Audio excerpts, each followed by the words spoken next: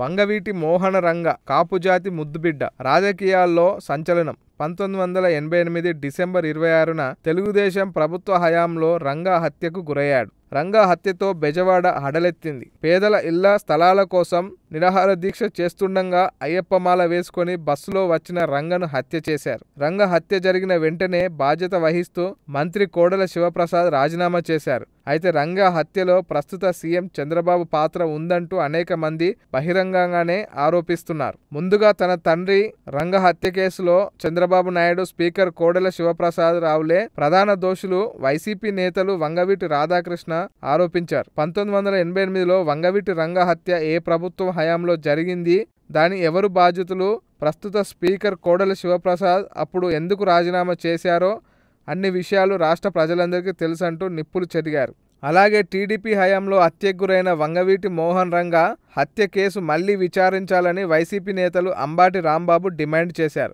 రంగ హత్య కేసులో ముఖ్యమంత్రి చంద్రబాబు నాయుడే మొదటి ముద్దాయి అవుతారని, కోడెల రెండో ముద్దాయి అవుతారని, అప్పట్లో రంగ హత్య వెనుక వీరి ప్రమేయం ఉందని తీవ్రమైన ఆరోపణలు చేశారు అంబాటి. అలాగే మాజీ ఎంపీ, సీనియర్ నాయకుడు చోగిండి హరిరామ జోగయ్య ఏకంగా పుస్తకమే రాశారు. తన 60 ఏళ్ల అనుభవంపై రాసిన పుస్తకంలో రంగ హత్య వెనుక చంద్రబాబు నాయుడు హస్తం ఉందని ఆయన రాశారు. ఇదే విషయాన్ని జోగయ్య చాలాసార్లు చెప్పుకుంటూ వచ్చారు. ఇవే అంశాల్ని ఏపీ ప్రతిపక్ష నేత వైఎస్ జగన్మోహన్ రెడ్డి సాక్ష్యాలు రాష్ట్ర అసెంబ్లీలో లేవనెత్తారు. వంగవీటి రంగ హత్యలో చంద్రబాబు పాత్ర ఉందని మాజీ ఎంపీ జోగయ్య పుస్తకం రాశారని గుర్తు చేశారు. అందులో వంగవీటి రంగ హత్య, అందులో చంద్రబాబు హస్తం గురించి బాగా రాశారని చెప్పారు. రంగ హత్య కేసులో అప్పటి మంత్రులు సంబంధం ఉందని జగన్ ఆగ్రహించారు. వీళ్లే కాకుండా కాపునాయుడు, ముద్రగడ పద్మనాభం, భూమా తదితరులు అనేక సందర్భాల్లో ఈ కేసు చంద్రబాబు ప్రధాన ముద్దాయని బాహాటంగా విమర్శించారు.